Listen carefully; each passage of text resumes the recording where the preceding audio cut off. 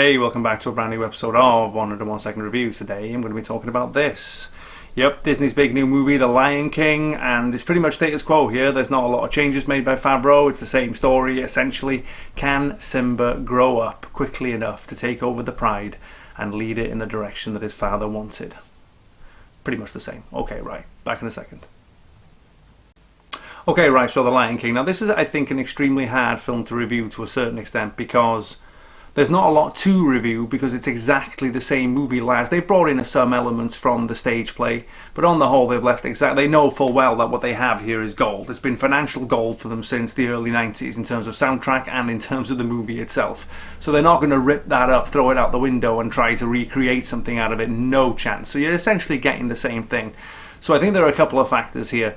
One is it depends how you were approaching this in the cinema. If you are of a certain age, around my age, and you love The Lion King, you remember seeing it as a kid, and it's something that really struck you and like worked for you and made you cry even, I think you're going to go in and watch the film and think, what is the purpose of this? It's exactly the same thing but with CGI instead of classic animation. But if you take your kid to it and they don't really have that deeper connection to The Lion King, they might have seen it on stage and so forth, but they don't have that much of a bond with it. I'm sure they'll find it beautiful because the story is just as good as it was the first time round. I think the difference here is that because The Lion King is a cultural phenomenon, it has never gone away since the movie. The movie came out, then pretty quickly it was on stage, and it's been running on stage literally ever since. It's never gone away. Pretty much everybody knows the story, and it's like a big cultural touching point for so many people. So I think, in a sense, that kind of works against the movie in a kind of way. When they remade The Jungle Book, it had been a good few years since there was a version of The Jungle Book, but The Lion King has simply never gone away. Ever, ever, ever, ever, ever.